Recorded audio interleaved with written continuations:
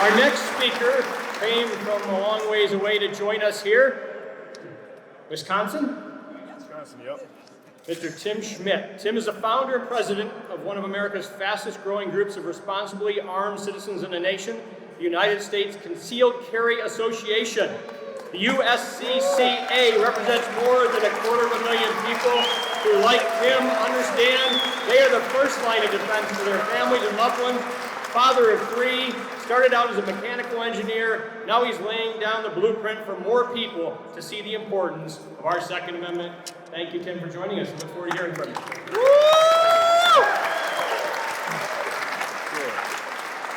Representative Metcalf, thank you very much. I appreciate that. I'm honored to be a part of this, you guys. I mean, what's happening right now is very powerful. And I'm going to share a quote with you, one of my favorite quotes that really underestimates how powerful this is. Never doubt that a small group of thoughtful, committed citizens can change the world. So, it was mentioned before, there are 16 states that have constitutional carry in this country. 16 states.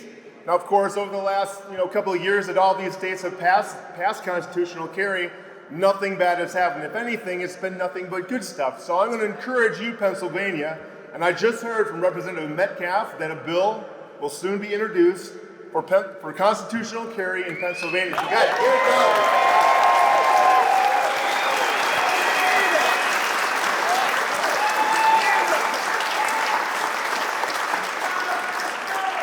All right, guys, you got to make that happen. So personally, and I'll speak for Representative Metcalf, I think the fact that we have to even have this battle for constitutional carry is ridiculous.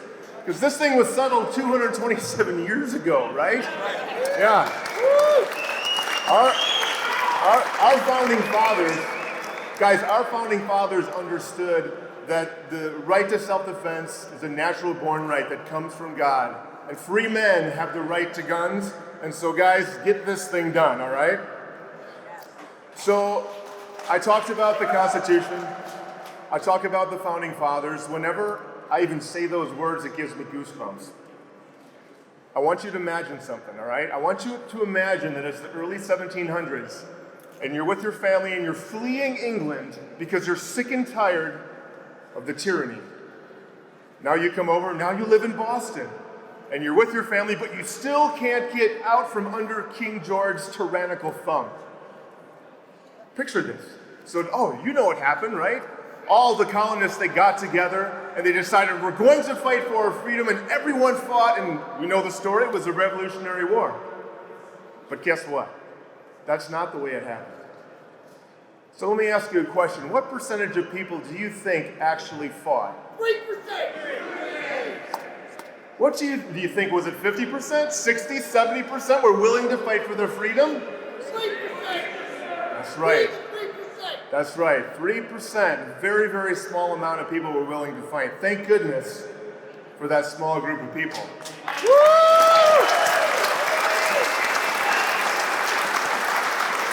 All right. I got another question for you. Why are you here today? I want you to look into your heart and answer that question. Why are you here today? What happened in your life? Maybe it was a powerful family member. Maybe an event happened that caused you to be willing to come down here and stand up for your freedom, your ability to be protectors and defenders of your family and loved one. I really honor that. So my story started about 20 years ago. It was when my first son was born. I'll never forget the feeling in my heart looking down, holding this little guy, and I realized that, my goodness, I'm this first line of defense. I have to figure this out. Now, needless to say, just like a lot of you, there were tons of roadblocks that were thrown in my way in my desire to be that first line of defense. The first roadblock were my friends and family. They're saying, Tim, what do you want a gun for? That's just going to get you in trouble. Another roadblock was the state I lived in. 20 years ago in Wisconsin, you couldn't carry concealed. And another roadblock was the guy that worked at the gun shop down the street from me when I went there on a Saturday morning to ask for help, to try to learn about how to be a responsibly armed American. I walk up to the gun counter, and he says to me, what would a guy like you want with a handgun like that? So needless to say, and I know you all have challenges that we've overcome, but these are some of the reasons that I decided to start the USCCA 17 years ago. And I'm happy to say that what I wanted to start, which was a place, a home for people that were like-minded, responsibly armed citizens could come and who could learn how to effectively conceal their firearms without having to conceal their pride.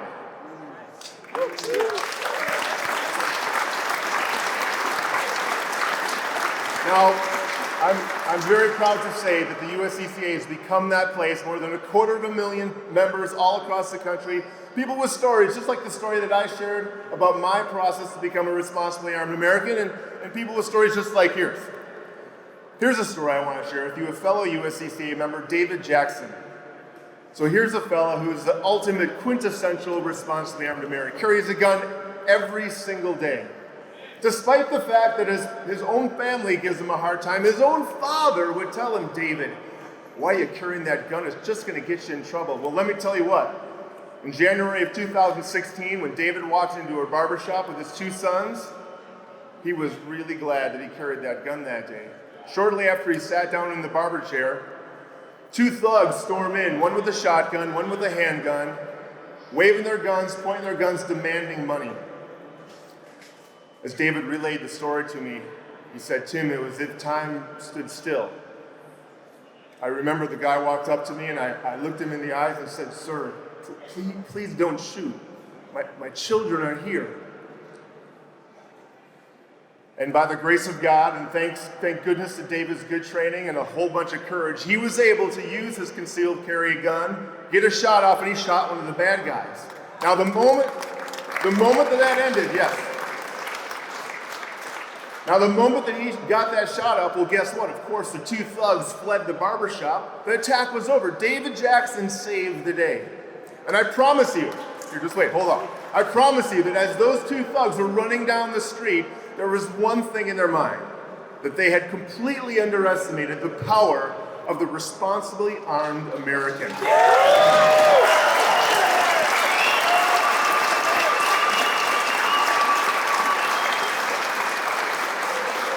So that's right, guys. I said the power of the responsibly armed American. You see, because David Jackson knew, all of you guys know, all of the 330,000 members of the USCCA know that criminals understand one language, and that language is the fear of force. They understand that language. When only 10% of a given community is willing to be their family's first line of defense, well, guess what? An amazing thing happens. Powerful deterrent effect happens. Crime goes down, and the people that don't carry the guns, the 90% of the people, they get the same benefit, which is fantastic. Now, I understand. I look around this room. I understand that each and every one of you guys are part of that 10%. I know that. I get that. And I applaud you for that. Congratulations. But I have a question for you. What are you doing right now to help further this? What stories are you telling to your loved ones and to your family and your friends? Yes, it's important to stand up for our gun rights. Our gun rights don't come from the Constitution, they come from God. But standing up and screaming from my cold dead hands doesn't work as well as sharing your story from your heart. So that's my challenge to you today. So, thank you.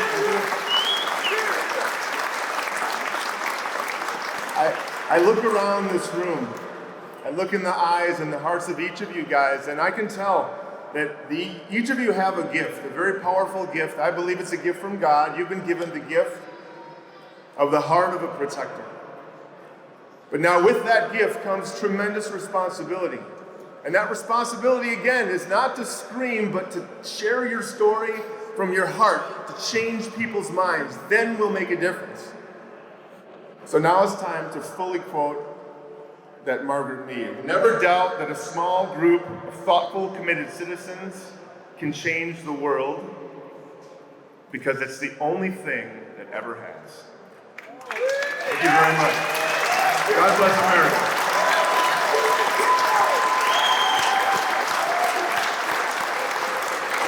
Thank you, Mr. Tim